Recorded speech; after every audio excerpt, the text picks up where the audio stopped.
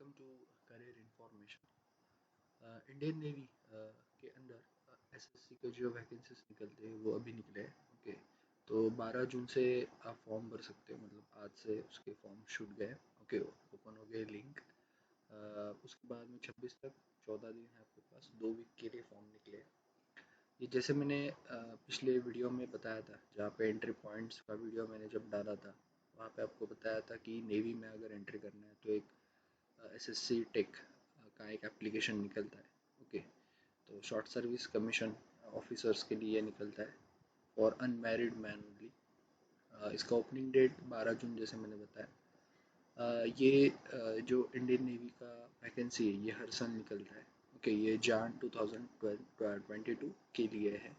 Course बोलते हैं उसको, मतलब हर एक के लिए हर साल निकलता है। उसके बाद में इसमें जो वैकेंसीज निकले हैं तो मैं आपको ओवरव्यू बता देता हूँ। बाकी ये पीडीएफ आपको मेरे डिस्क्रिप्शन बॉक्स में मिल जाएगा और आपका ऑनलाइन एप्लीकेशन का जो लिंक है वो भी आपको डिस्क्रिप्शन में मिल जाएगा। और अगर आप और जानना चाहते हो कि डिफेंस सर्विसेज में कैसे एंट्री कर सकते हैं तो वो जो वीडियो मैंने डाला था वो भी मैंने, मतलब जो लिंक है वो भी मेरे डिस्क्रिप्शन बॉक्स में आपको मिल जाएगा। ओके, और अभी भी बीच में कुछ जगह निकली थी, जैसे इंडियन आर्मी का भी एसएससी के लिए निकला था, एनडीए का भी निकला है, वो भी मैंने पोस्ट किया है। अगर आप एलिजिबल हो तो आप अप्लाई करो। ओके, तो इसका जस्ट मैं आपको बता देता हूँ एसएससी का जो है नेवी का क्या एलिजिबिलिटी क्राइटेरिया और सिलेक्शन कैसे होता है।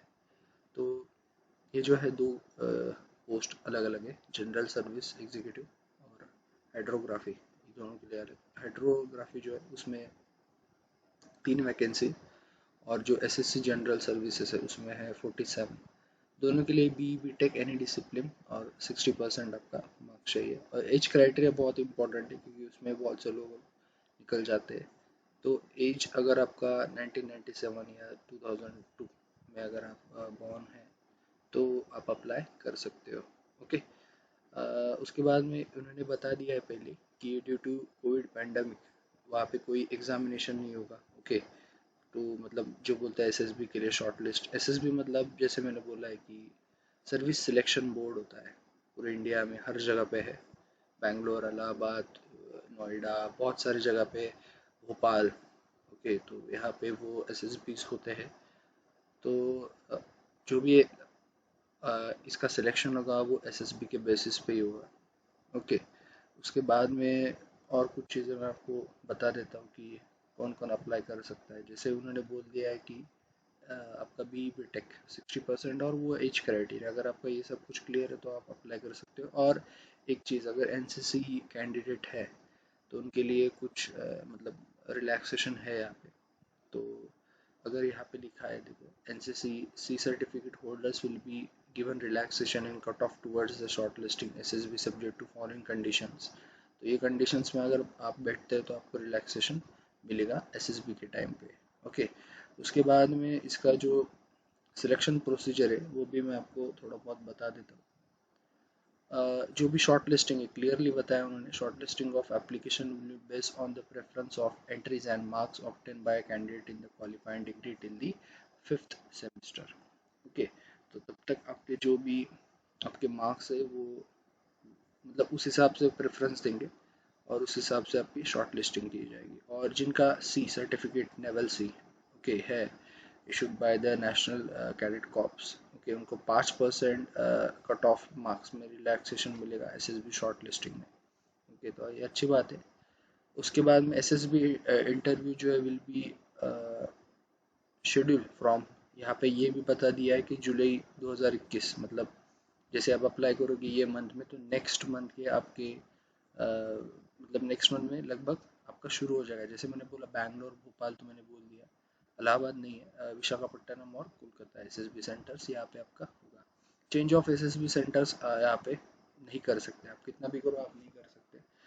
उसके बाद में और एक चीज़ बता देता हूँ, अगर टैटू हाइट वेट का जो भी इशू है तो क्या आप, मतलब जो ज्वाइन इंडियन नेवी .gov.in यहाँ पे आपको मिल जाएगा कि आपका मेडिकल स्टैंडर्ड्स क्या चाहिए, हाइट वेट या सब के हिसाब से आपको एक बार वहाँ पे जस्ट जाके देख लो अगर कोई प्रॉब्लम आपको लग रही है। ओके, तो एसएसबी का प्रोसीजर है ओके, जो भी मतलब एक दिन का शॉर्ट लिस्टिंग होता है, जैसे मैंने बोला था, एक दिन का स्क्रीनिंग होता है, आपका नरेटिंग वगैरह सब होता है। उसके बाद में आपको 4 दिन के लिए सिलेक्शन होता है। कुछ चेस नंबर, मतलब जैसे वो चेस नंबर दे दे तो 25 या 30 लोगों का सिलेक्शन होता है, और वो 4 दिन वो चलता है, तो उसका अलग से प्रोसीजर है। उसके लिए भी मैं वीडियो बनाऊंगा अगर आप चाहते हो। ओके, तो बाकी प्रोसीजर तो उनकी जो ऑफिशियल साइट है वहाँ पे आपको मिल जाएगी। ओके, उसके बाद में ये जो है मेरिट लिस्ट आखिरी में, मतलब जो अगर एसएसबीज में जो लोग क्लियर हो जाते हैं, जिनका मतलब रिकमेंडेड होते हैं जैसे बोलते हैं उसको, तो merit list will be compile on the basis of SSB. और उसके बाद में जैसे यहाँ पे बोला है, candidates recommended by SSB and declare medically fit is will be appointed for training on the basis of entry wise में। मतलब ऐसा नहीं है कि जिसका एसएसबी में रिकमेंडेशन हुआ है, ठीक है, ऐसा नहीं है कि उसका होना ही है।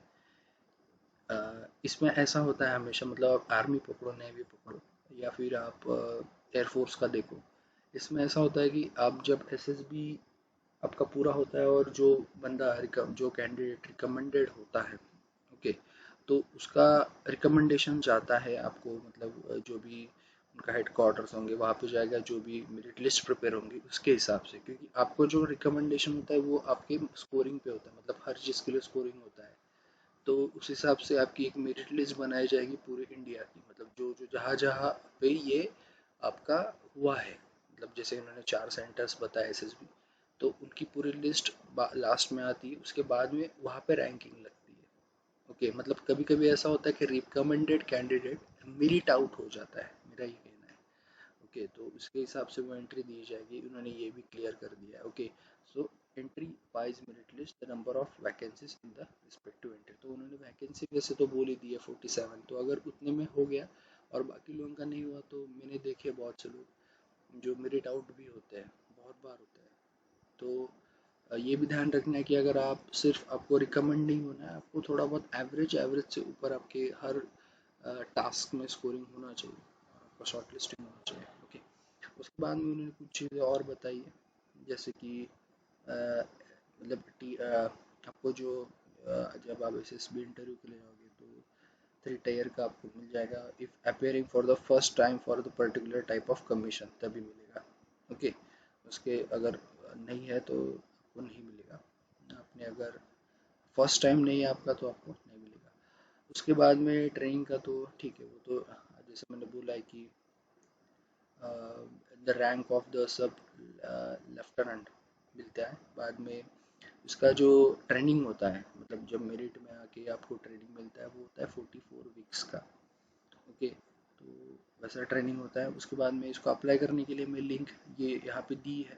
ओके, तो वो लिंक भी मैं मेरे डिस्क्रिप्शन में आपको डाल दूंगा, ताकि आप यहीं से आप सीधा लॉगिन कर सकते हो। ओके, बाकी तो अच्छे से करो, क्योंकि यहाँ पे एक चीज़ें बहुत इंपॉर्टेंट है। मैं हमेशा जो डिफेंस सर्विसेज की बात करता हूँ, तो आपके डॉक्यूमेंटेशंस भी बहुत ज़रूरी है, क्योंकि कभी कभी ऐसा होता है कि सब कुछ होके वो एक आधा डॉक्यूमेंट्स मतलब मिस आउट होता है और फिर प्रॉब्लम क्रिएट हो सकता है। तो जो भी रिलेवेंट डॉक्यूमेंट्स हैं, जैसे कि अगर आप एनसीसी का हो तो सी सर्टिफिकेट, जो भी आपको जिस हिसाब से लगेगा वो आपका चाहिए।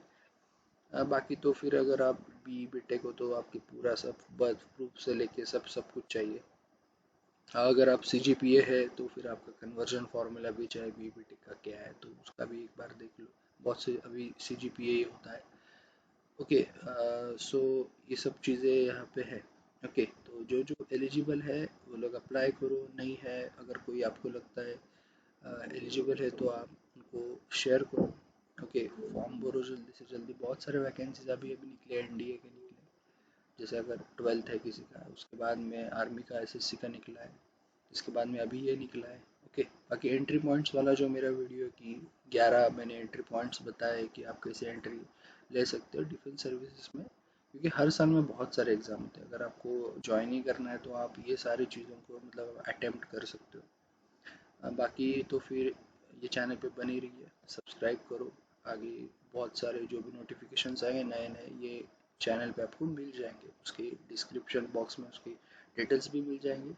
आपको टेलीग्राम चैनल का भी मैंने जो लिंक है वो डिस्क्रिप्शन बॉक्स में डाल दिया है, तो आप ज्वाइन करो। ओके, वहाँ पे भी आपको पता चलेंगे कुछ नए नए कुछ निकलते हैं नोटिफिकेशंस तो। Okay, so all the best. And अगर आपका मतलब कुछ क्वेरी है रिगार्डिंग फॉर्म और एनी नोटिफिकेशन और anything, you can just put it into the chat box. Okay, so all the best.